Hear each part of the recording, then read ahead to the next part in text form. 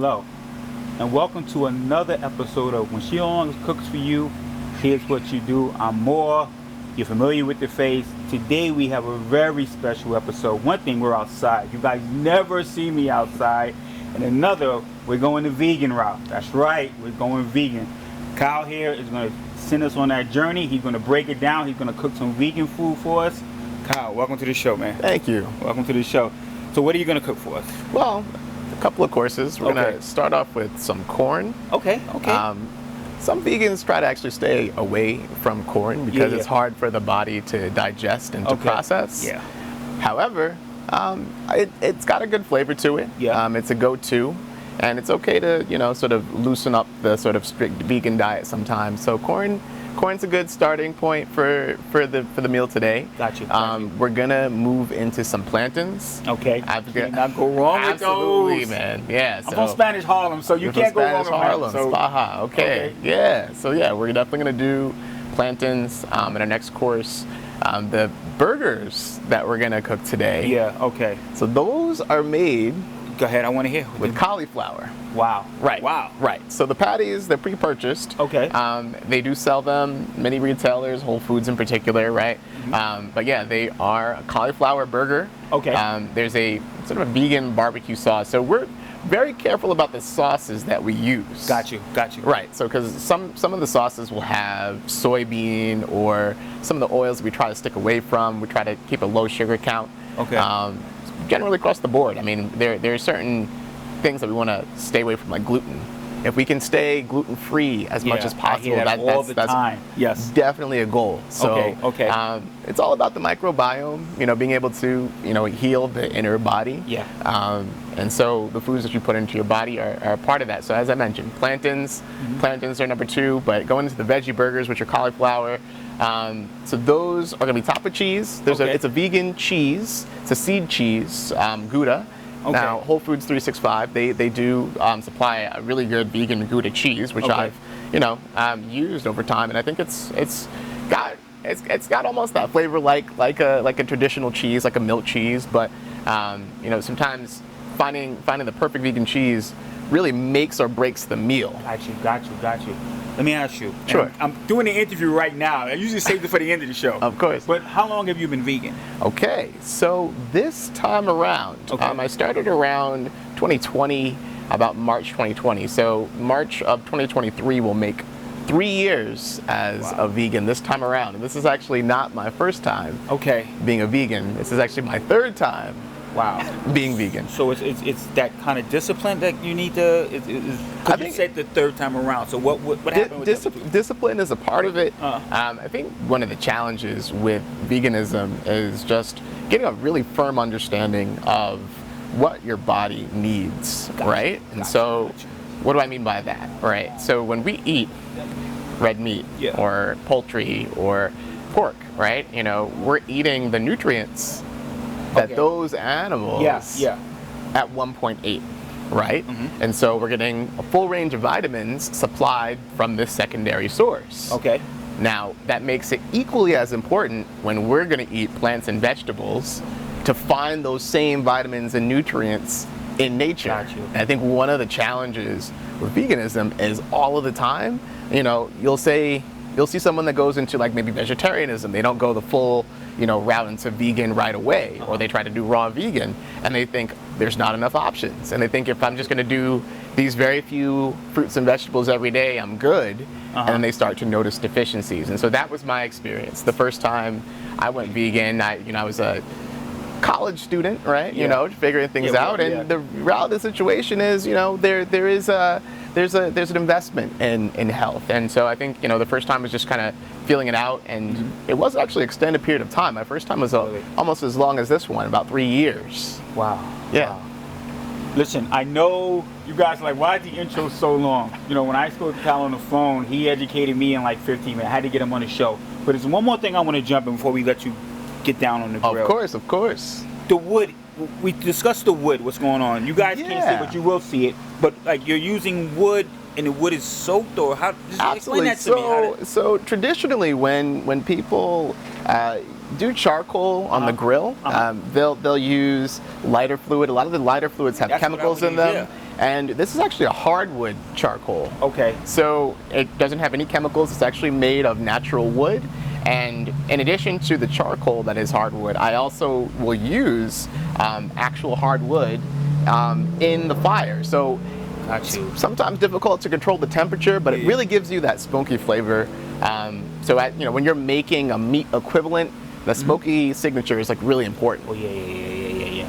Okay, I know that was extra long, but this brother got so much knowledge in him, so I had to just get some of it out of him. Listen, when she no longer wants to cook for you, Kyle today is going to show us what to do. We'll be right back.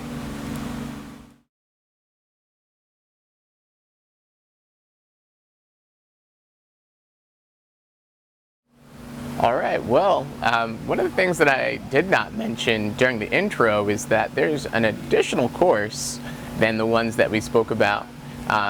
There's a portobello that's mixed with a few different veggies, some peppers, some onions, and there's also some Brussels sprouts that's in it. And so the way that's going to be prepared, it's essentially kind of like a stir fry. So I use a grill pan. As I mentioned, we're using this kind of hardwood charcoal to get that really good flavor. The grill pan, which looks like this, it's cast iron. I use avocado oil, which has a very, very high temperature. So for example, olive oil might cook to 200 degrees Fahrenheit, whereas coconut oil might cook to maybe 375, but avocado oil will give you a good 450 degrees without kind of popping in your face. So when you're dealing with high temperatures like open face fire situations, I would say a grilled pan like this, cast iron, is a really good way to go. So for the first course, which is going to be the corn, I'm going to throw the pan, let that heat up for a minute, and we're going to start to place some of the corn onto the grill.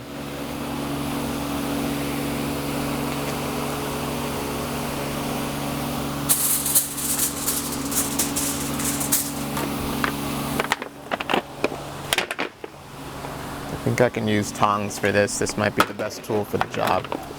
Yeah, all right.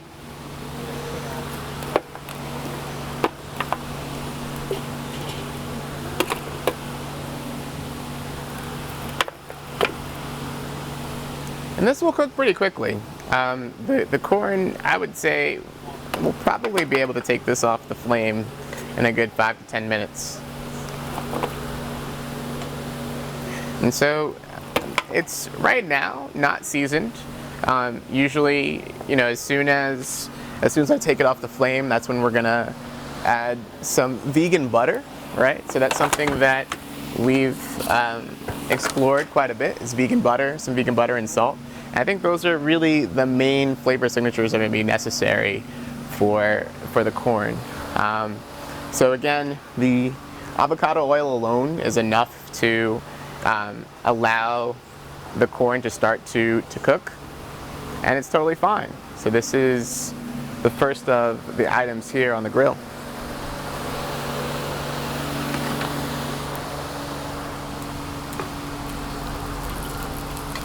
And already we're starting to get some sizzle there. The temperature from that flame, as I mentioned, this is going to cook really fast.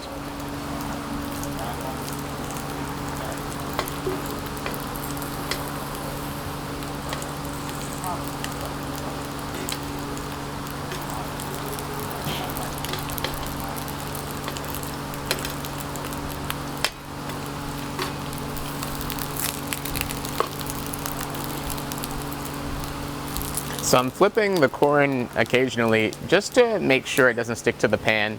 The great thing about corn is that it doesn't really adhere as much as some of the other things that we're going to cook today. So I like to cook it first. It's easiest to just kind of pop it on the grill, and within no time your first course is done. So this is kind of my workflow. It's a proven workflow. This is, of course, not my first rodeo. I like to do these kind of vegan barbecues quite regularly, and especially during the summer. And we've had really good weather this year, no rain, so it's allowed for these kind of moments to happen way more frequently, which is really phenomenal. So yeah, this first round of corn is going really well. I'll be able to transfer these off pretty soon. So while that's going on, I'm just going to let that happen in the background. But generally, yeah, one of the things that we spoke about, myself and Mark, when we talked about this interview, I was explaining to him the backdrop here is actually this very, very old, almost heirloom plant. It's a grapevine, and this grapevine has about 40 years of history in my family. The grapevine was used by my grandparents to make wine, and by the time I came around, myself and my grandmother would make jelly with it. And they're tomcord grapes. They still have their seeds. As you can see, they do have a really nice kind of leaf that almost looks like an ivy. But generally, yeah, the grapes, we eat them pretty much regularly every year, and it's the only of the crops that I grow here. The aspiration is ultimately to do a little bit more growing of the plants that I cook, and so it'd be great to kind of have that farm to table experience where, as a vegan, you're growing the items that you're planting and cooking. And so yeah, so I think that's kind of the next step in the operation here. So it's kind of one step at a time. Now, and this corn is really cooking fast. As I mentioned, it's one of the fastest things that will normally cook. Now, how did I get into veganism? I think that's the biggest question to really talk about, because my first foray into veganism started around the same time I started locking my hair. It was around 2010. I was accustomed to the standard American diet, and I think everyone is. I mean, SAD, right? There are certain health challenges that are associated with maybe the fast food restaurant chains and some of the common themes surrounding by just the food that we eat generally.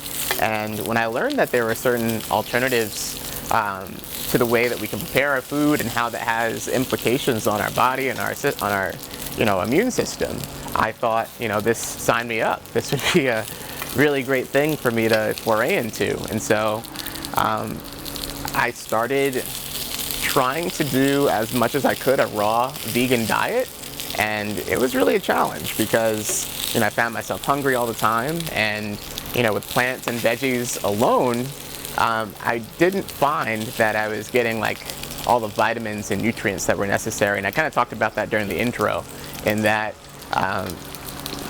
you do need to supplement quite substantially, right? The sort of vitamins B and E and D, there are natural places where you can find these vitamins in nature that are bioavailable and will give your system the nutrients it needs to preserve itself and to attain its highest function.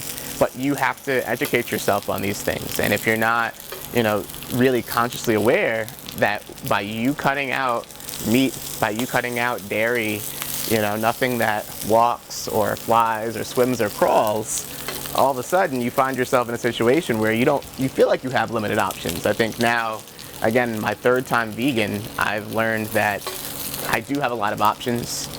It took a while, and it wasn't always this way. I think one of the first mistakes I made going into veganism was that there were a lot of soy substitute products, and some vegans are big into soy. Some people do Impossible meat and Beyond meat. I don't. I try to stay away from some of those items. Morningstar.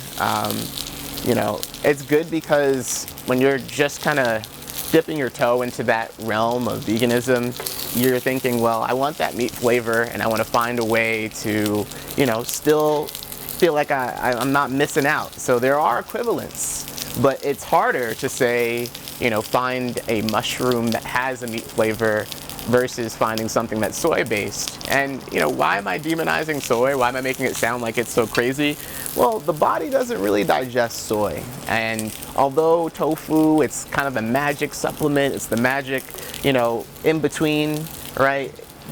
What I look at is what my body can digest most availably. And I think, even as I'm cooking this corn, I'm like, well, it's not ideal. Even potatoes, you want to, kind of take it easy on those sometimes. But again, you know, everything in moderation. There is an extent to which you want to, you know, include some of these items in your diet. I think, you know, to some extent, I stay away from soy. I try to stay away from gluten, anything that has a high amount of wheat content.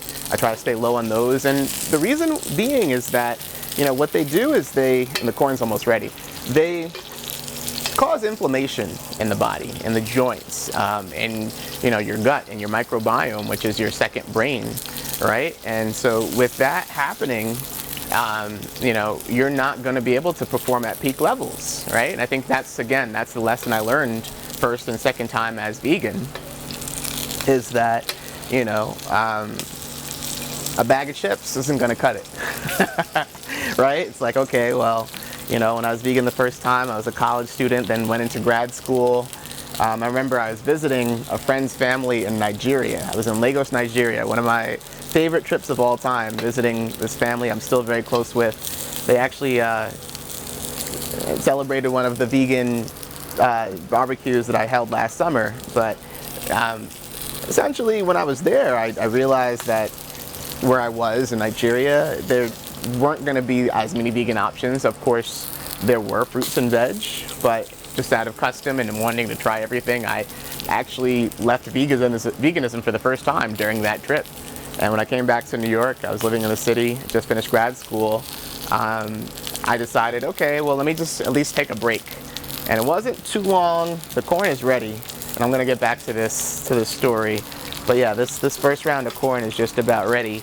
But yeah, it wasn't too long after finishing grad school that, and I studied both undergraduate and graduate as an architect. So that is my field. That's what I do. I'm an architect by training. I teach architecture students as well as interior design students, and that's a passion of mine. And so essentially I graduated from Columbia University in New York City, and about 6 months after graduation I signed the contract for my first design project in Harlem, New York. And it was for a vegan soul food restaurant. And it was really, really a fun time of my life because, you know, I had so much to learn. My clients really trusted me and depended on me, and we had a symbiosis. I mean, I was a customer of theirs. I knew them from the time where they had their own eatery. And, you know, I went to Howard University as an undergraduate in DC, and I already started veganism when I was there. So before I came to New York, I had a vegan community that I was accustomed to, and I wanted to recreate that in New York. So in Harlem, there were some vegan spots. There was a place called Fruits and Roots. Actually, no. There was a place called, the name of the place just escaped me, but I think it might have been. Anyway, so that in particular spot, okay. Oops, got the corn here. So, yeah, so I mean, I was a customer of the persons who started Seasoned Vegan, and as an architect, they needed someone to help to build their first full-service vegan restaurant. And so it was really all about the community and educating the people in the community about healthy food options, that, you know, the food that you eat doesn't have to kill you. The food that you eat could be beneficial to the soul. So it's soul food not just from the spiritual level, but also soul food from the physical level, that you're getting nutrients. So working with that client for I think about 18 months it took for them to open their doors. It was really an eye-opening experience. They're good friends of mine to this day, and I've, you know, had many a warm and great moment just going back to that restaurant since it's opened, and persons like Stevie Wonder, and I've met a chance one time I saw Lenny Kravitz at Seasoned Vegan with his godmother, who was Cicely Tyson, and I had a chance to talk to them about, you know, just veganism, because both Cicely Tyson and Lenny Kravitz were both vegan. I think Lenny Kravitz is still vegan. I remember he talked about his company, Kravitz Design, an interior design company, and since I am a professor in interior design in addition to a professor in architecture, we had a conversation about the design of that particular project. So since then, right, I left veganism, I came back into it. I was in sort of a limbo period, and it wasn't until about 2020 that I really focused on veganism most recently, going on like a fruit fast. And there are certain things I'm learning along the way about maximal nutrition, if that makes sense. If there's like a way to maximize health, I think a lot of people are really big into sea moss and sea vegetables, and I think they are fantastic in their own right. You think of Dr. Sebi, right, who I think everyone thinks of as like the guru, or was the guru, and in his legacy, he's got children in Honduras, in Brooklyn, and some persons' lives he touched who are still kind of carrying out that legacy. There's a particular herbalist who I've, worked with and been consulted by, KT, the Arch Degree. He's got a YouTube following and presence, and he has done work with another great herbalist, Dr. Inky. And these are members of the conscious community who, really made veganism and the Black community kind of link in very interesting ways, feeding and, telling us about nutrition in a way that really takes things to the next level, right? But even this last year, for Thanksgiving, I was in Atlanta with family, and just looking on Instagram, I was trying to find a vegan chef. And Atlanta is a very, very vegan strong city. A lot of Black vegan restaurants like Seasoned Vegan, my first architectural project in New York City. And I found this young lady who, her YouTube page is That Chocolate Vegan, and she catered a vegan Thanksgiving for me and my family in the Georgia, I believe it's the Georgian Terrace. That's the name of the hotel. It's in Atlanta, across the street from the Fox Theater. And so just finding someone who's a vegan chef, like she's now in a broad journey. It was really interesting to be able to connect with someone in a new city who's kind of doing the vegan thing full time and using it to leverage social media presence and getting out there and talking about what it is that they do, traveling with food and with cooking. So in a lot of ways, the story becomes full circle from my own foray and connection to the vegan diet, to finding it be a part of what it is I do in business as an architect, and even most recently, right? Some of the work I've been getting into, and I told Marcus about this earlier, is I'm designing furniture. And this is something I actually started during projects like those, like Seasoned Vegan, other hospitality projects that I worked on in New York City. But digital fabrication is something I love to do. It's a passion, making furniture pieces, but I started to scale up in terms of the kinds of stuff that I built. And I am, as mentioned earlier, I'm a professor too in architecture at the Florida A&M University in Tallahassee, New York. I'm Tallahassee, Florida. I'm a New Yorker, that's why I think I'm in New York all the time. But so Tallahassee, Florida, and while I was there, I created a pavilion called the Eco Dome, and I recently received residency in Boston with a super cool tech company called Autodesk. Autodesk is essentially, they make AutoCAD, they make a lot of the latest and greatest software in the design industry. And this particular residency is to help to build a project of mine called Eco Dome, which is a vertical farming pavilion with plants and vegetables that are intended to grow on these different shelves. It's an 8-foot spherical object, and we'll look at some of those images of what that design is all about. But it's kind of taking this mission and connection to sustainability, to life and livelihood, and making it physical. So as an architect, sure, I sometimes leverage my architecture into my food and the food that I make, but I also foray that into building physical spaces, right? In practice, I spent about 3 years at a large-scale architecture firm, medium-scale firms, and small-scale firms. Altogether, I have about 10 years of experience. But while at the largest of companies, I worked on the sustainability pavilion in Dubai, the sort of World Expo that just happened in 2020/2021, and just working on such a large-scale project, which had an emphasis on sustainability, on food growth, bioavailability, right? That's kind of what Ecodome, the project I'm working on most recently, grew out of, is this need to kind of link these different worlds where a human can sit in a place where wild birds are, you know, sort of flying around, and you've got pollinating insects, and even food that can grow on sort of a small plot of land, right? And so that matches the theme of even what we're doing today, where I'm here in my garden. You'll see some footage of some of the butterfly bushes of butterflies that are all around, a lot of different flowers and plants.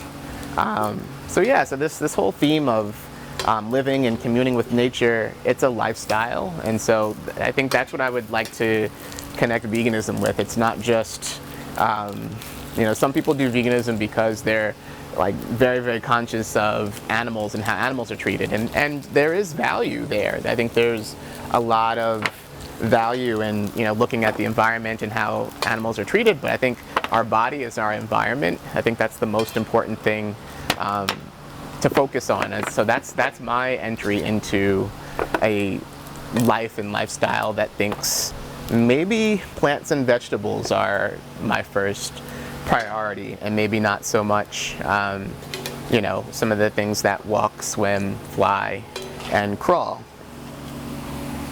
Now, one of the hardest parts about staying vegan is, you know, just like your community, your network. I mean, as I mentioned, you get hungry all the time, and you're thinking, you know, I'm not going to be able to do this. And so I guess what helped me the most is that my mother's vegetarian. She's been pescatarian prior to becoming vegetarian, so she's about 10 years into vegetarianism. She still has cheese and milk and dairy products. I don't.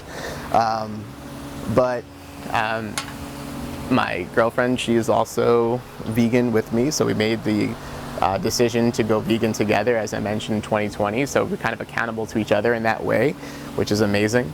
So yeah, just having someone to work with you on your goal, in your journey, I think that's one of the ways to stay focused in this kind of vegan journey, right?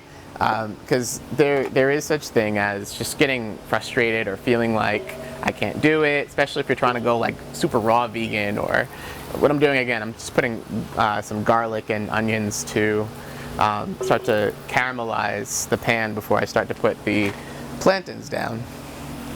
But yeah, having, again, an accountability partner, I think really does make a huge difference. So, you know,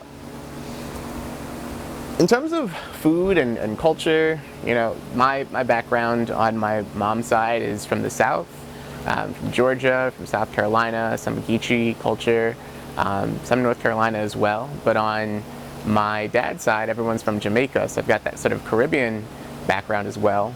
And, you know, through family, we've got Haitian connections, we've got Nigerian, West African connections. So, you know, the culinary world, I think, is very dense, and the diaspora of how people have been able to link foods and flavor signatures together, I think that's what's most critical.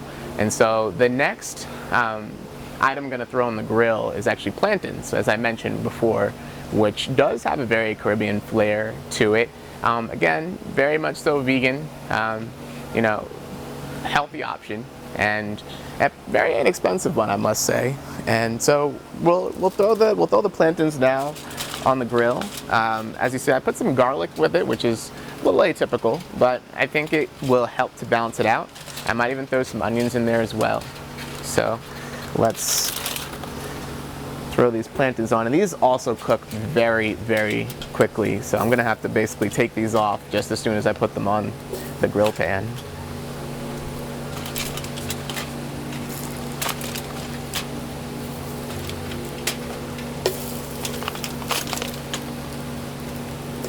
And so they're actually two different ways of cooking plantains, and it depends on all over the Caribbean. They call it different things. In Spanish-speaking countries, you might hear it platanos or maduros.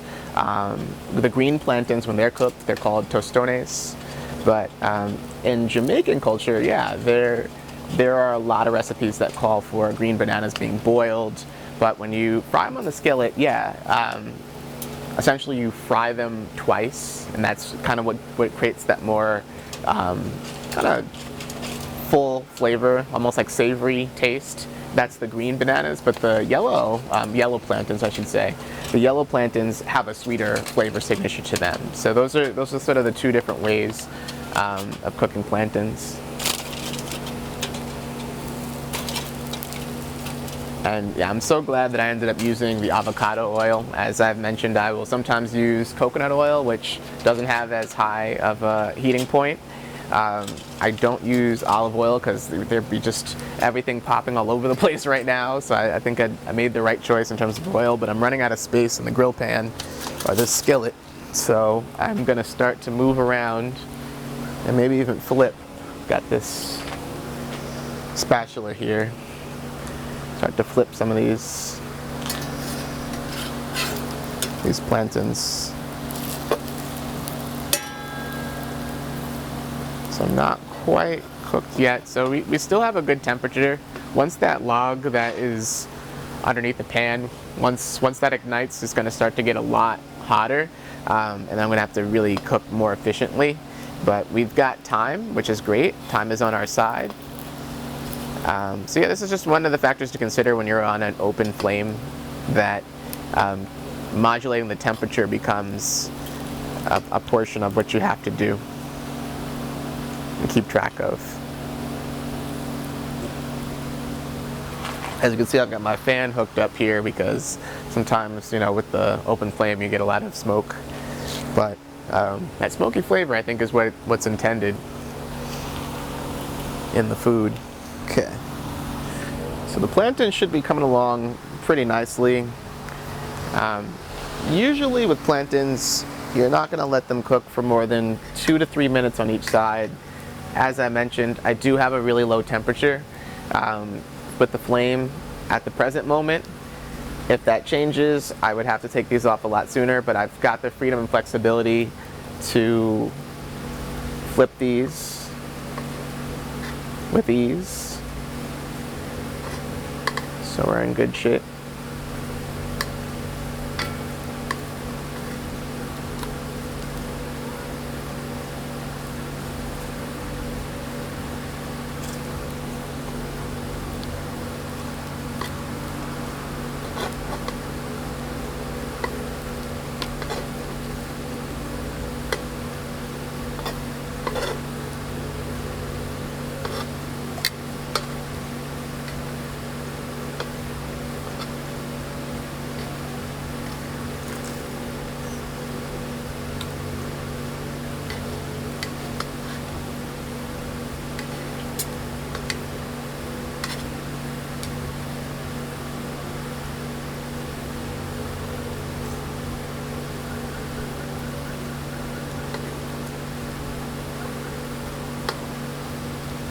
So they're just about ready on one side, so I'm just flipping them over one by one. And this batch of plantains is cooking quite nicely. All right, well, so this was the end result of the plantain dish, showing our versatility going from day to night. And as I mentioned previously, most of the time cooking plantains is a very, very quick process. When you're using lump charcoal, hardwood charcoal, again, temperature with the fire is variable.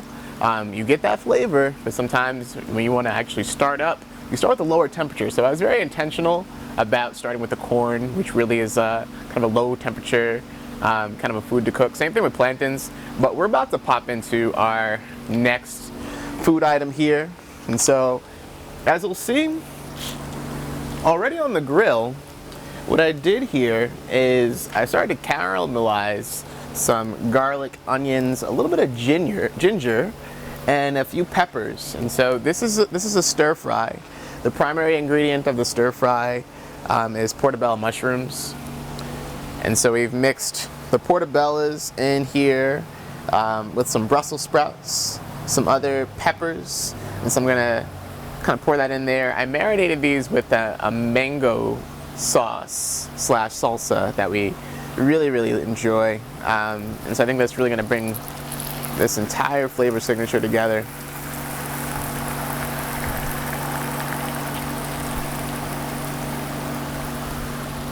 So not quite enough sauce to be a full reduction, right?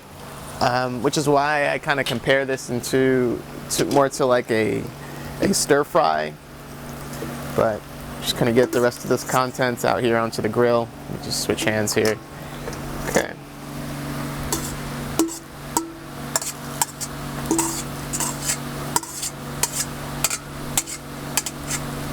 So there we go.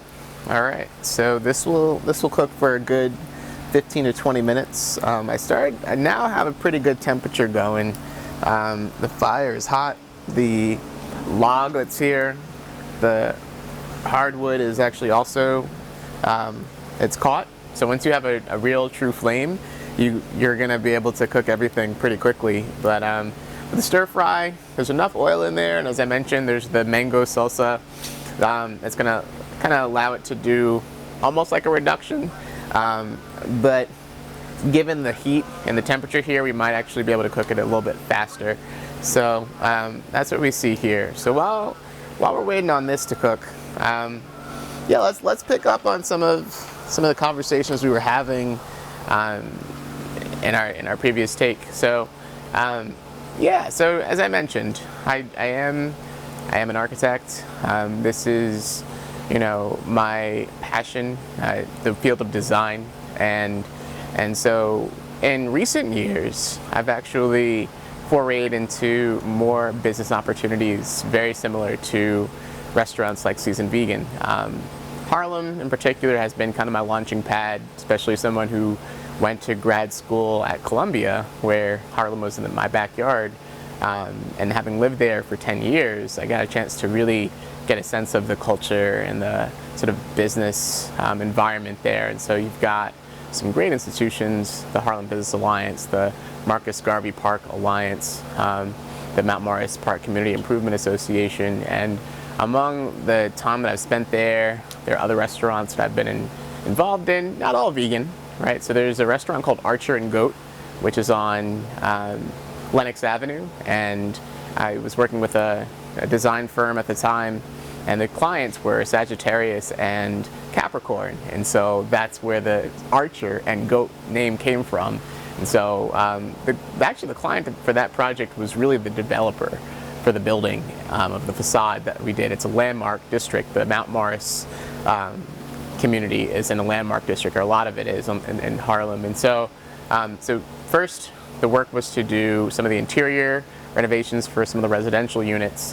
Then we ended up designing, the facade of that building, and later on, the tenant, the restaurant, and the commercial space on the ground floor ended up hiring us to do a restaurant. And so, having already the history of restaurants like Seasoned Vegan, it was really a no-brainer that I'd be able to kind of pull it off again. And so, my current project that's going on right now, that's about to be in construction, also on Lenox Avenue, is right across the street from that one. So that is, it's right next to Setapani Restaurant. It's a private client, a friend of mine, a residential building with commercial on the ground floor, and we've also redesigned the facade for ground floor and second floor. And so those are some of more of my personal independent projects, but of course, in the practice, as I mentioned, I was involved with the Sustainability Pavilion in Dubai. I worked on the Newark Airport project, the Terminal 1 redevelopment, which is probably going to open in the next year or two. I worked a little bit on JFK, the master plan redevelopment bid project that's going on with that. And I even worked on a project on the University of Florida's campus in Gainesville, a lab science building that recently opened. So I've had a range of large-scale, small-scale, some hospitality projects. But as I mentioned, in personal practice, a lot of what I've focused most closely on is this kind of digital fabrication project, Ecodome. And so having just picked up this residency, it's interesting to be able to kind of navigate these different terrains at the largest scale, these large, big buildings, and teaching students along the way. At the medium scale, being able to kind of interface with restaurants and hospitality type initiatives, and then of course now the smallest of scales, from jewelry to furniture to all the sort of things that I do in between. So it's fun. It's fun to be a Renaissance individual.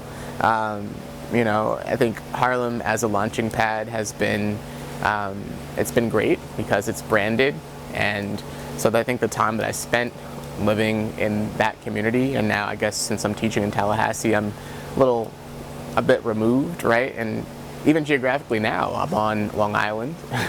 This is where I grew up.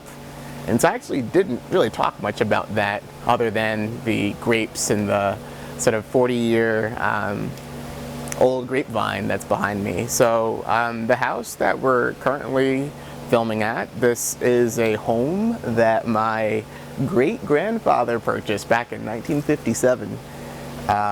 And so we were actually the second family to purchase this home. It was a German family before us, built in 1952, and my grandparents bought and inherited it from my great-grandparents. My mom and her generation took it over for them, and now I'm a fourth-generation homeowner of this house here on Long Island. And so, there's a ton of history here in Massapequa. This was West Amityville originally, and now it's Massapequa, East Massapequa to be more precise. But this neighborhood is an area, even the house directly next door used to belong to Fred Stone,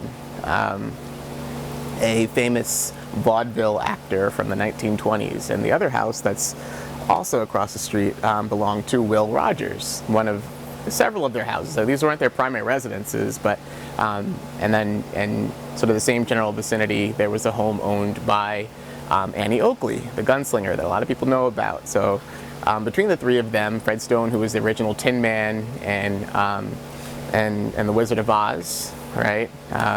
Fred Stone, I said Fred Stone, but Will Rogers, who was somebody who had a very West Coast California life, died in a plane crash, right? But this house here, between the three of them, Annie Oakley, Fred Stone, Will Rogers, were friends.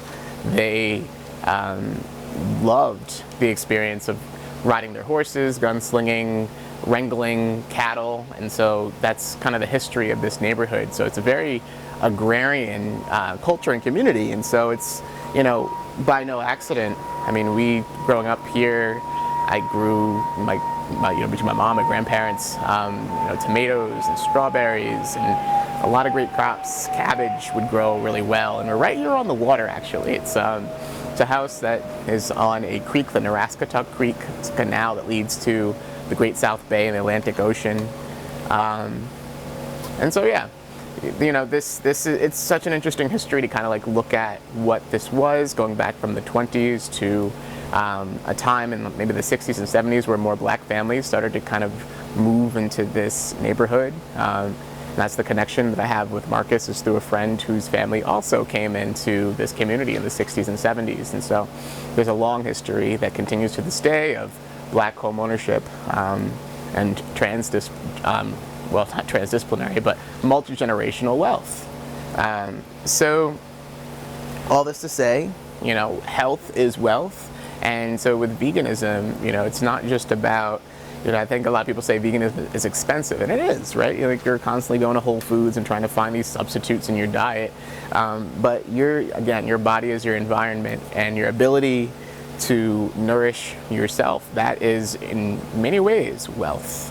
Right? And so it's not just the food that you eat, but again, whole lifestyle. I think for me, right, my background is as a martial artist, right? I went all the way to black belt when I was very young.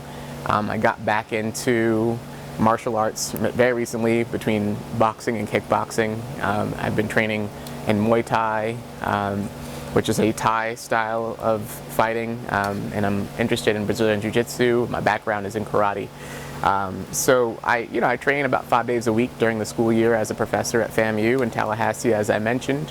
But basketball, soccer, even in very recent years, I was on the soccer team for my architecture firm, and we actually won a championship with that. So that was actually pretty cool. So I'm very much so connected the yoga lifestyle, right? So I mean, if you were really to break veganism down to its most basic level and ask why one would go vegan, right? So the Vedic literature, right, from South Asia, like India, Bangladesh, Indonesia, etc., right? The Vedic, Sri Lanka, right? The Vedic literature, there are accounts of Ayurveda or Ayurvedic culture and Ayurvedic medicine. And so with the practice of yoga is intended to be this medium in which you can quiet the chatter of the mind. Ayurvedic yoga goes beyond just these kind of positions and shapes and movements that you make, but it also thinks about the things that you're ingesting, about the food that you eat, and the ways that you live your lifestyle. So yes, there are in Nepal and India these sort of Ayurvedic hospitals that kind of learn from our ancestors as to the kind of herbs, spices, nutrition that can be brought from the land and essentially used to heal the body in very, very intrinsic ways. So yeah, part of the yoga practice, and I'm somebody who's about 6 or 7 years into the practice of yoga, vinyasa in particular, veganism actually pairs very well. There are certain relationships between yoga and veganism as explained through Ayurveda, but I wouldn't say that South Asia is the only foray into fruits and vegetables. There are accounts on the African continent, just about every continent, right? You can look at South America, you can look at, the Aboriginal and Indigenous people of Australia. There are East Asian individuals who can survive on a primarily plant and vegetable based diet. And what is the reason why plants and vegetables? Because the body breaks down vegetables much more quickly. If you have meat, in your body, it might take a week, 2 weeks, a month for something like a steak, something like a pork to be broken down into the nutrients because the body doesn't have the enzymes. Even, when someone asks the questions about dairy and cows, right? Like a cow's milk is intended for cow children, right? So you've got a mother's milk for a human would be, sort of the equivalent, because we have the enzymes in our body to break that down into something digestible. But the problem, I think, when we are eating from other animals, and of course, cow is actually a more recent iteration of what it is that we drank. We were actually more commonly connected with goat milk, right? The body actually digests goat milk better than it does cow milk, but for mass production and consumption, we made the switch to cow as opposed to goat some time ago. And so we've kind of lost sight of why we consume what we do. And so if there are alternatives, I think that was one of the first things for me, was getting rid of dairy, because I used to get sinus infections all the time. And as soon as I made the switch to take dairy out of my diet, things really picked up for me.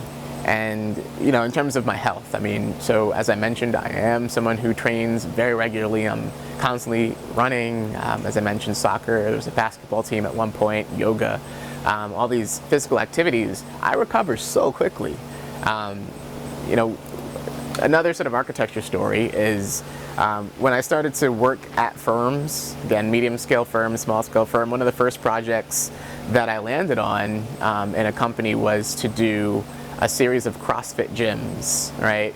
And I ended up joining one of the CrossFit gyms that I designed, and then I designed their second location and became a member there, and sometime in between I left that company and left CrossFit altogether. But I remember I was in between vegan journeys at the time, and so I was back almost at the standard American diet. I remember training, being on the standard American diet and what that meant. I remember learning from CrossFit that there are different diets, like the paleo diet, right, which is still, meat, but you stay away from dairy, and so it's kind of close to veganism, but with some meats, not every meat. right? And so training with a paleo diet versus then going full plunge this time into veganism, and now realizing that with this martial art regiment of kickboxing 5 days a week, I'm killing it. I'm in there, jumping higher, running faster, recovering more quickly because there's nothing in my system that's weighing me down. Now, does it mean I don't need supplements? No, because I'm constantly putting in electrolytes through coconut. I'm always having coconut water, coconut MCT oils, right? You'll find that watermelon, there's so many nutrients in watermelon, just even a fruit like an apple. Some of the things that you can even learn from the continent of Africa, and as I mentioned previously today, like there are persons like KT the Arch Degree and Dr. Inky in the conscious community on YouTube who will tell you about baobab, right, which is this tree of life that's in Africa but comes in a powdered form, the fruit, and that has so much vitamin C. Fonio, right, is another grain from the continent of Africa, West Africa in particular, that if you include it like quinoa, it's a superfood. There's so many superfoods, and I started to make mention of sea moss, some of the sea vegetables, right? If you can incorporate these kind of things, it really makes the transition pretty okay, right? I mean, sometimes there are challenges. It's not always going to be a one-to-one, and it's okay to, if you're just getting into veganism, it's okay to cheat sometimes, to have a cheat day, or take it a step at a time. Maybe start with vegetarianism. We're not all gonna get to the same place at the same time. And as I, will tell you, third time's the charm. It's my third time being vegan, and that's what it took for me to get to the point where I am successfully able to say, okay, no, there's gonna be nothing, no meat, no cheese, there's gonna be no even seafood, right?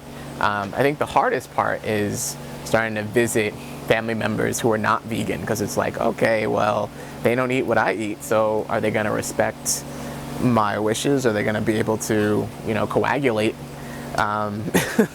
in this experience? Because you don't want to say no to grandma or no to aunt or uncle who, make their food. And so sometimes, yeah, like if I'm in a position where I don't want to say no to a family member, I'll have something that's non-vegan. And I don't feel bad about it. I think, sometimes in moderation it's okay.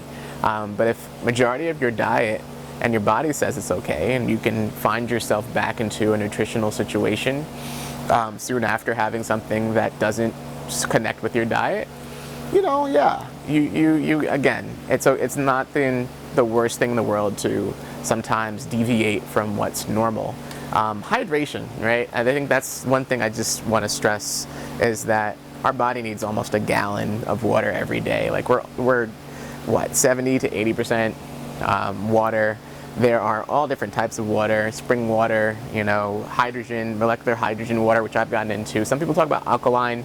I'm not huge into alkaline. There are a lot of reasons for that, but you do have to hydrate. Hydration is really key, no matter how you slice it or dice it. But I think vegans, we in particular, it's good to make sure that we keep up with a very hydrational diet.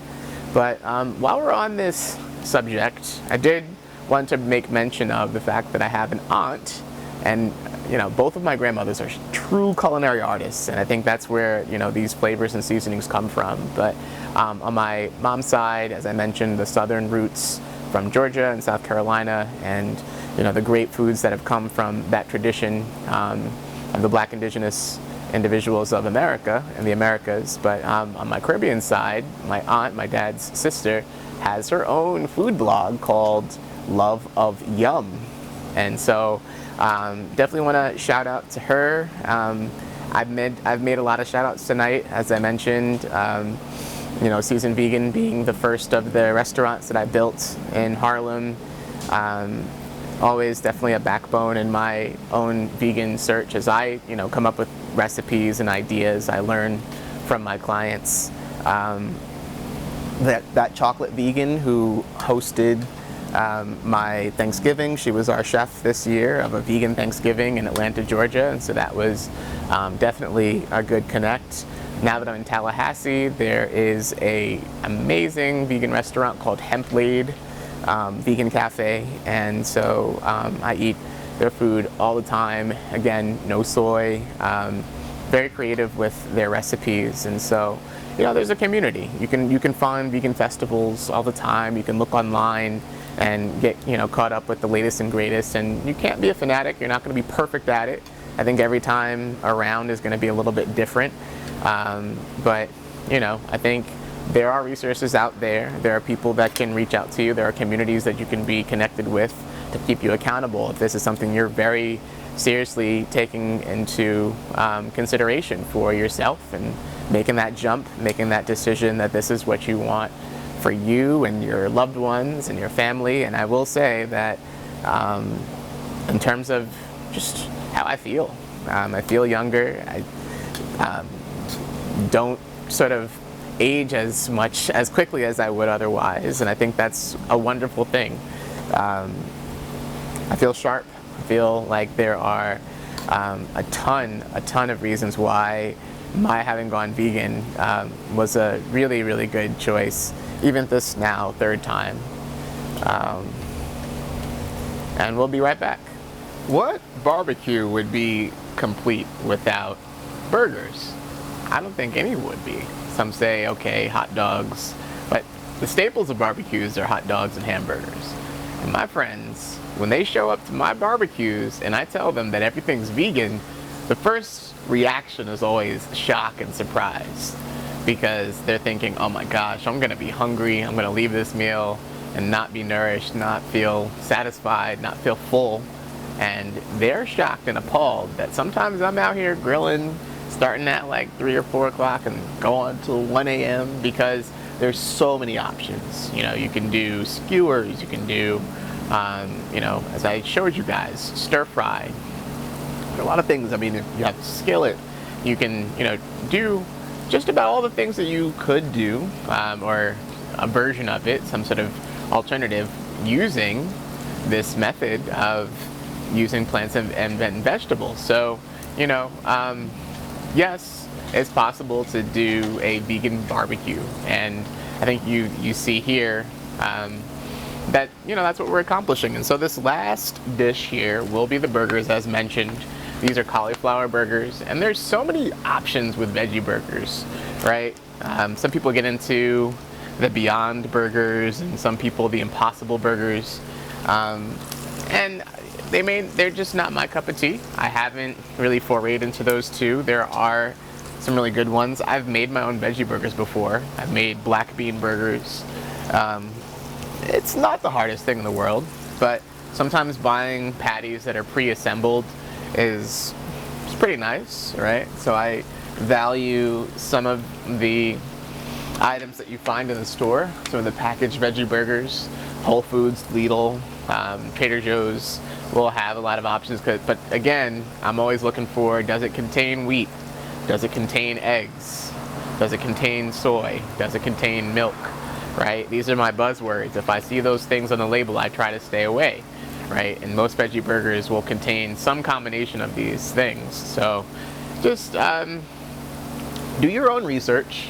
Some things will resonate with you more than others. I don't want to say stay away from Impossible meat, stay away from Beyond Meat, because some people think, that's what they like, right? I mean, I was having this conversation with Mark about just generally vegans who feel some kind of way about bees and honey. Because again, I think the mantra or the sort of subheading of veganism is nothing that walks or flies or swims or crawls, and bees definitely do fly and they do produce honey. There are different levels to honey. Some vegans feel that honey is no good whatsoever, but there's a particular type of honey called Manuka honey that is produced by bees whose pollen is being accrued from the Melaleuca plant or the tea tree, like tea tree oil.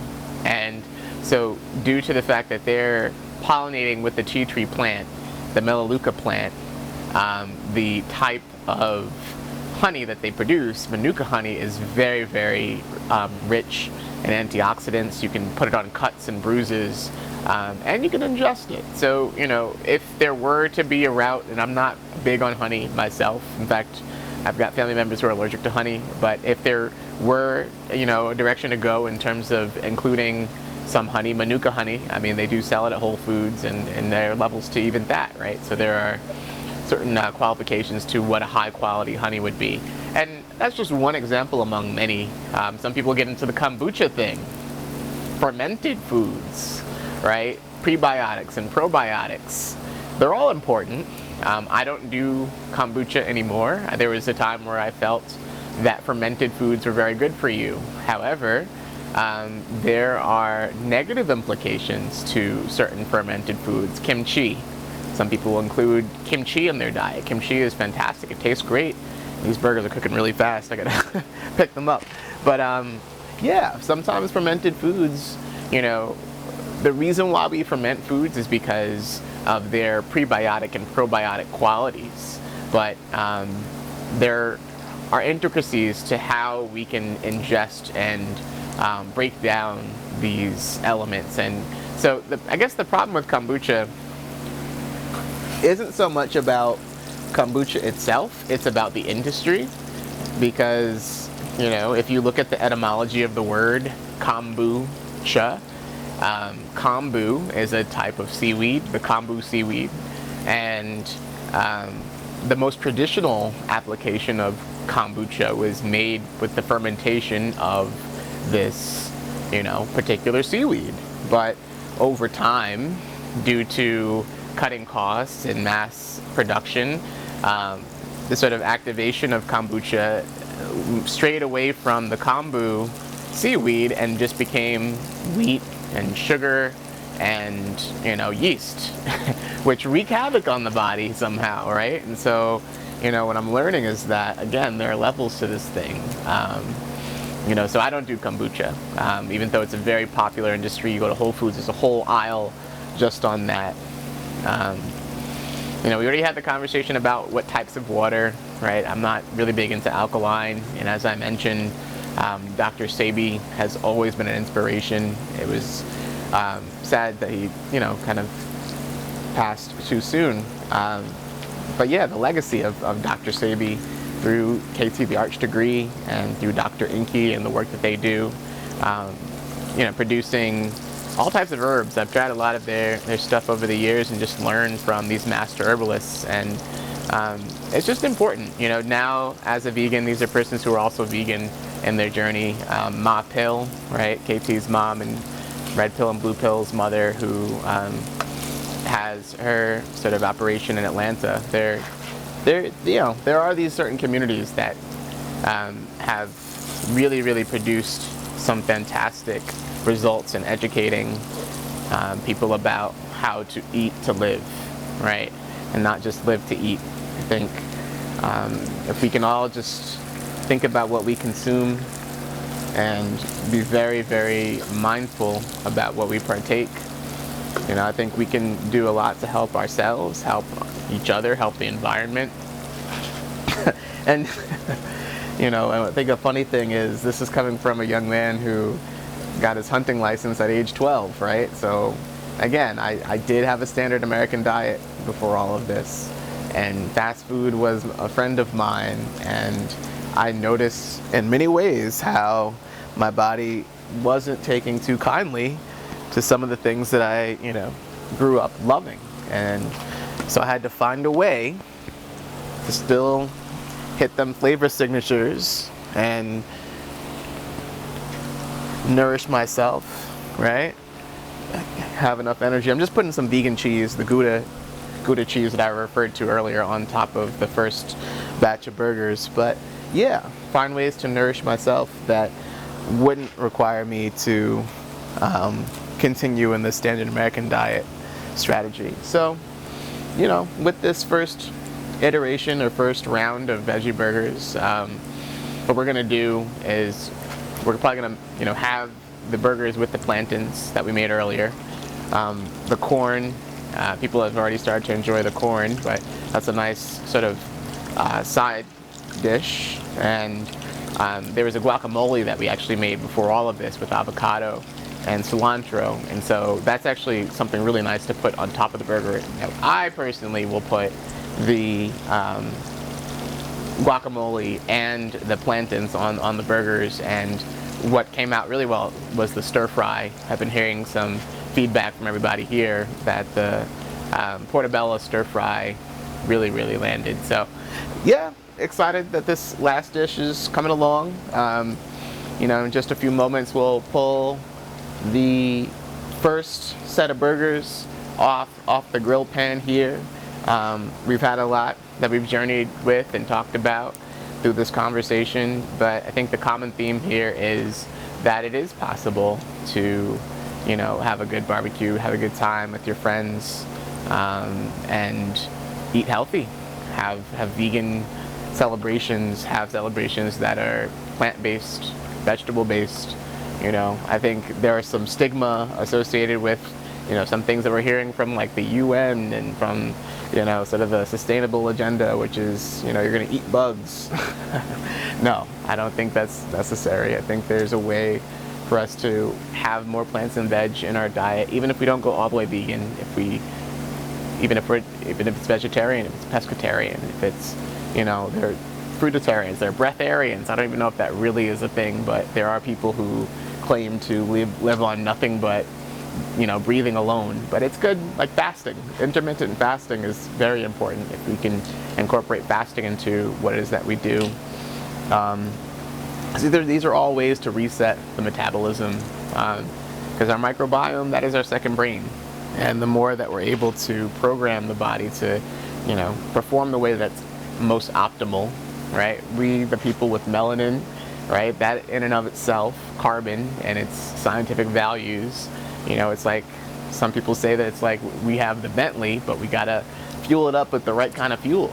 So if we're gonna have the best operating system, we gotta make sure that we're gonna make that black don't crack stick to the program the way that it should. So that's the nature of why we do what we do with veganism, the lifestyle, the community, the culture. And yeah, so this last dish should be finishing pretty soon. I've got 4 burgers down. The cheese is just about melted. I've got about, 8 more to go. And with that, we'll be right back. Okay guys, we're back. Listen, we're at the end of the show. It's very rare that the intro starts out in the daytime and the end of the show is at nighttime. But Kyle was just throwing down and we ran into the night. But it was an amazing show. Here's a test. Vegan meal. Here's the test right here. Kyle, let me have it. Okay. Now I did have some of the stir fry that was really amazing. I know what the corn is about. I want to try the plantains.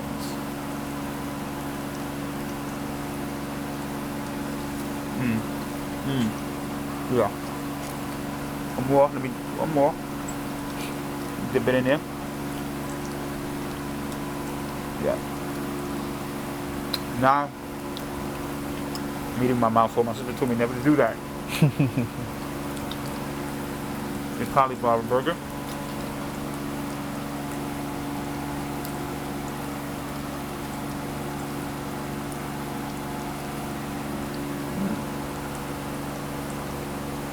That's good. Wow, that is good. That is really good. Really stands out. Yeah. Okay. Put this down for a second. We got to talk. Okay. You gave us a lot.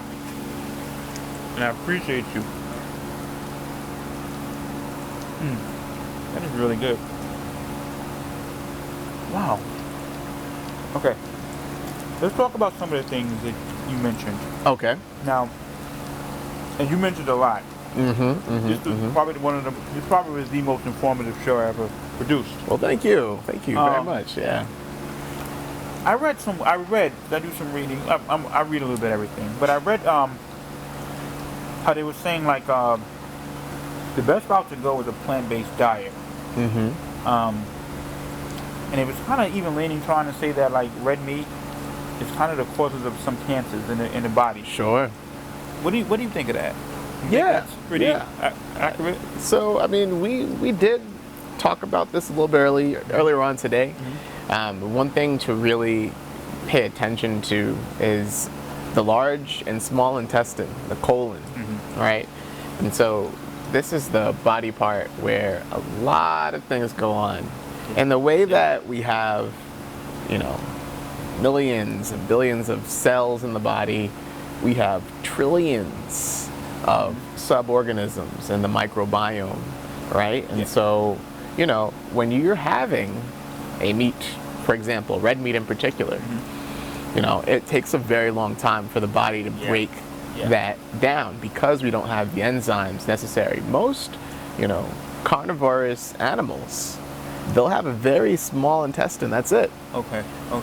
In the case of herbivores, the intestine is much longer because the digestive process is a very slow, you know, situation. And humans, we have about 24 to 30 feet worth of intestines, which suggests that, you know, we're more akin to a more herbivorous diet. Gotcha. And so when you're clogging yourself with primarily meat, that's not going through your intestine very, very well. And so, you know, a conversation about detox. You always hear about detox. Exactly. Everyone thinks that detox alone is it, and there's no one size fits all. It's not like, you know, you just kind of put a Band-Aid over everything. But detoxification is very important.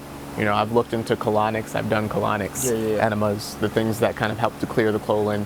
But even just general detoxification by making sure that the things that you put in your system are really clear. There are a ton of ways of going about detoxifying and purging the system. However, when you've detoxed, your system's never been more vulnerable than ever before. So I think a lot of people are detox crazy. And all you see what they're doing is they're like, okay, let's deplete my body of all these resources, and then, you know, they don't know what to do. So after you detox, what's really important is that you redox. Redox, as in you're starting to put some of the nutrients in the system that are going to allow the body to kind of start to rebuild itself. So, you know, definitely electrolytes, things like you'll find in coconut water, huge after a detox. Mushrooms, like what we had with our stir fry, portobellas, baby bellas. Shiitake is sometimes good, but there are a ton of other really potent and powerful lion's mane mushrooms, reishi, you know. So these are all redoxifying elements that we can add after detox. So detox alone, you know, will leave you tired and feeling listless. But, you know, you got to rebuild that system. And so that's, you know, one thing that I will say, having learned over the years, that, you know, it's there are levels to everything that we do and we talk about. You know, reading about like red meat and everything, you always say like moderation, but from what I'm reading, it's almost like you just want to stay away from it. I mean, that C word, cancer, is just a scary word, and they kind of attach that to just too much red meat that the body can't really, you know, break it down. Let me ask you something else. You spoke about milk matau. And for the last 10 years, 15 years, you know, people have been educating themselves.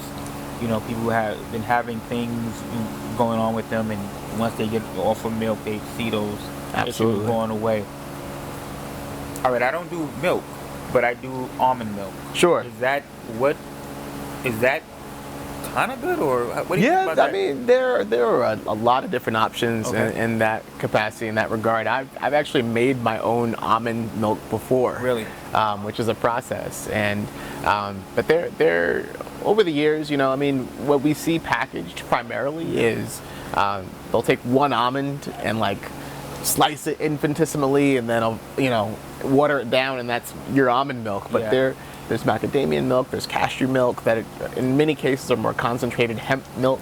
Right. The only thing I try to stay away from is soy milk. And, you know, just going back to your point about red meat, you know, I believe it's location, right? Because, you know, in some of my travels to Africa, to South America, to Europe, I mean, you know, you'll find that sometimes the grade of meat is different in different jurisdictions. And so even the type of meat, because goat in many cases is processed more healthily than maybe, you know, cow or some of the other red meats that we have out there. So, you know, the reality of the situation is it's not a one size fits all. You know, you have in certain cases even, you know, certain chicken could be worse on the system than red meat, depending on how it's processed. You want to look at cage-free free range, grass fed, for the beef kind of thing. So organic is really, I think, one of the key goals here, but it's not even easy sometimes to find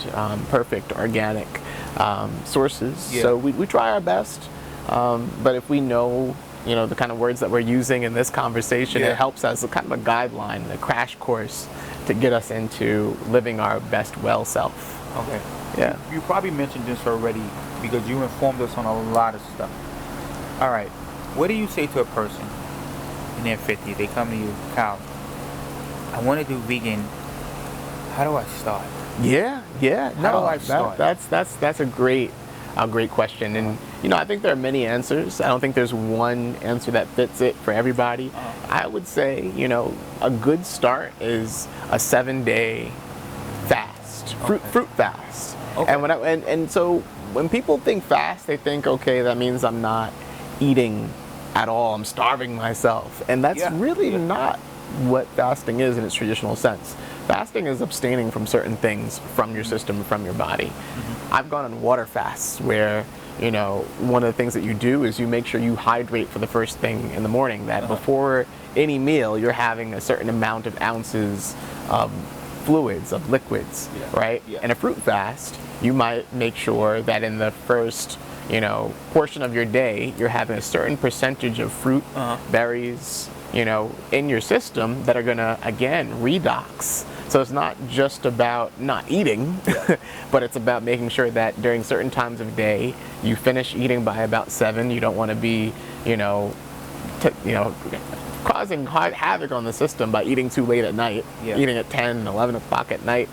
Between 9 o'clock and 4:30 a.m., you should have no food, no water. Even water you want to scale back on as it gets late. Exactly. So, allowing the body to kind of, do what it's supposed to do properly by giving it the nutrients it needs to be the machine that you've, set it for it to be. Yeah. And I got to actually start flipping some of these burgers. I got a few more questions. Okay. Another thing I wanted to ask, it made me forget. Oh, wow, I looked at the burger, they looked good, and it made me forget. You mentioned, like, different waters. Yes. Kyle, you take your average, 50-year-old. He's in a supermarket, and he sees all these different kind of water. Absolutely. That is, like, mind-boggling within itself. It sure is. I'm not going to lie to you, I get confused sometimes. Yes. When I was growing up, it was Deer Park water. Absolutely. From Maine, Poland Spring. Poland Spring. Yeah, it was. But now it's just so many different brands, and you're reading, and is this good for me? Is that good for me? It's not so much a question I'm asking, but I'm just saying that can be, because you mentioned water, and that could be so confusing. It can be. To the average person. Sure. And so sometimes I don't know how to, is this water good for me? You know what I'm saying? So that kind of, and I only bring that up because you mentioned different waters. And, absolutely. And that could be mind-boggling. It's but I guess it's just about doing your homework. Yeah, it's a lot of research. There are things that I learned when I started veganism around 2010, right? I just did alkaline water, and it wasn't until maybe 5 years ago that I realized alkaline alone isn't going to cut it. Got you. Right? It was actually Dr. Sabi who was talking about alkaline in the 70s. And this is during a time when, in the black community, people were coming off of crack. Certain cancers, chemotherapy, like that's when you use alkaline water. But now, having realized you want to keep your pH balance somewhere close to its, point of alkalinity, which is, somewhere between basic and alkaline. So with that being said, spring waters will give you the best utility in that capacity. And so Mountain Valley, has really good spring water. Saratoga right here in New York. Saratoga Springs, they, bottle their own water right here in New York State. But yeah, natural aquifers. If we can get water that's charged, spring water is better than, tap water. Filtering our water, reverse osmosis. There are a few different ways for us to. That's where I'm going to put this last batch. But yeah, there are a few different ways of accomplishing the degree of water. But I mean, even ionizing your water. I do have an ionizing machine. There are hydrogen tablets that I put in the water, right? So hydrogenating the body helps it to reduce oxygen, right? So I mean, oxygen in and of itself, there's a reason why it's called antioxidant. Yeah. Because sometimes you have to, sort of in the process of detoxification, lower the oxygen level. So there is a reason to antioxidate, and so that's why hydrogen water is actually something that I've been looking into most recently and testing out to some capacity. You mentioned sea moss. Sea moss. And the reason I brought that up because I was kind of doing it for a while. Okay. Sometimes, with people, sometimes you don't see the results pick it up and you kind of move on from it. I can say I did that. And I don't blame you. Have you ever I know you know about it, but have you ever done sea moss? Or? Yeah. So I'm huge into sea moss. Like, don't get me wrong, right? And the magic Dr. Sebi recipe is Conjus crispus, which is the most potent form of sea moss, with bladderwrack and burdock root. Okay. So those three combined, but you have to understand that, like in many cases, sea moss, it's a sea vegetable. It's grown out in sea, and it's not always harvested in the most ideal of ways. And so there's some people who harvest their sea moss from natural places, and those who will get it that's already dried, or they won't use Conjus crispus, for example. So if you see like pale yellow sea moss, a lot of times that's been sun dried and loses all of its nutritional value. But true sea moss, like Conjus crispus, that has a high nutritional content, is many times purple. Really? Purple sea moss, yeah. And so, there are some scientists and persons in the community who are starting to find ways to incorporate this kind of purple sea moss into what they sell and distribute. So, yeah. So sea moss in pill form, stay away from that?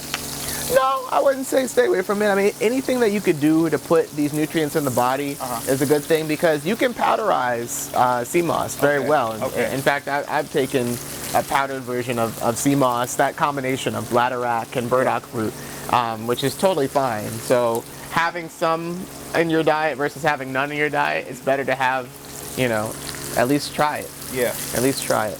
Absolutely. You mentioned, you were talking about like fitness, and you mentioned like CrossFit. Yes. I also took that. I took it because I wanted it. One thing, I like to work out, so I'm at the gym 3 or 4 times a week. And so I like that. I like going.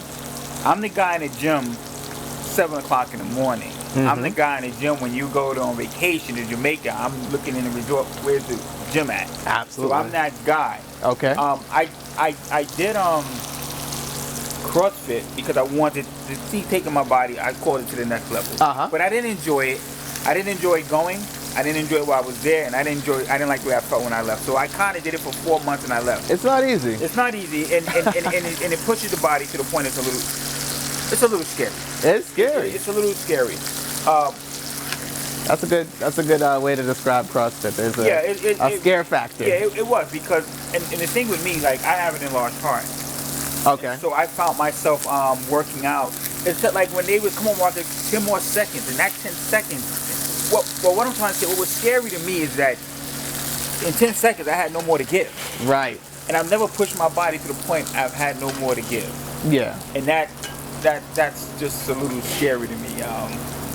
But you mentioned it, and I wanted to bring it up. Yeah. Because you did try it out. Yeah, I did try it out, and and what's leading into that is that I'm always trying to find better ways to get my body to the next level. Sure. I'm eating better. I used to be a big sunflower seed eater.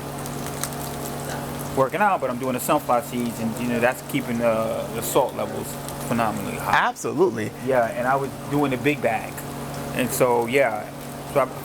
And you'd be surprised how many things are in sunflower seeds. Yeah. You'd be surprised how I really. Q-Ceratin you can get from sunflower seeds. Yeah. I did not realize. I've been off sunflower for like a month and a half now. Oh wow. So much better. But I've been eating them since I was 6. Phenomenal. So I'm pumpkin seeds, sunflower seeds. You can get zinc from pumpkin seeds. Yeah. But I did the salt ones, so all that salt was not good. But even Brazil nuts, you'll get selenium. Really? Yeah. So all the things that we're hearing about with you know, sort of the situation with health, the health crisis right now, we're learning that some of the things that our body needs to heal itself, we can get them from natural things like what you just talked about, like from, you know, sunflower seeds and pumpkin seeds and, you know, certain nuts like Brazil nuts. Yeah. They help to heal the body and to give us the nutrients that we need. Super informative. I really appreciate you being on.